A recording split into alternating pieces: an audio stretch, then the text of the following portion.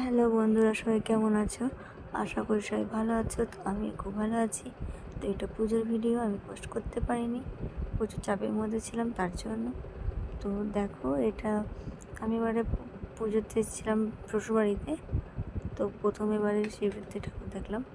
তো এটা হচ্ছে পাথর চাপড়ি পেরিয়ে একটা গ্রাম আছে, বেলেরা বলে নাম, ওখানে। তো ওখানে গেছিলাম।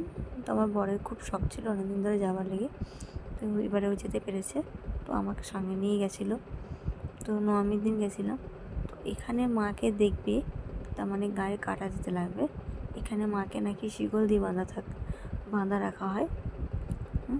তো দেখো কত ভিড়, দেখো আমরা রাতে গেছিলাম। আর ওদিকে জায়গাগুলো শুনশান, রাস্তার মধ্যে কিচ্ছু নেই, শুধু ফাঁকা রাস্তা। পাথর চাপের থেকে অনেকটাই যেতে হয়। তো দেখো, তোমরা শুধু দেখতে থাকো, মাকে দেখাবো।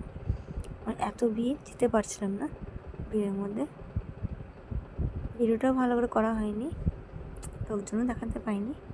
যেমন করে পেরেছি তেমন করে করেছি। তো দেখো ভিডিওটা, শুধু মায়ের মুখটা দেখবে। কাছে যায়, দাঁড়াও, মন্দিরের ভেতরে উঠবো তখন দেখবে। তোমাদেরকে দেখাচ্ছি মায়ের মুখটা। মায়ের আটুনটা নাকি শিকল দিয়ে বাঁধা থাকে বলে। দেখো কত ভিড়, দেখা দেখো আমার বর উঠছে, দেখো দেখো মায়ের মুখটা কত সুন্দর লাগছে, দেখো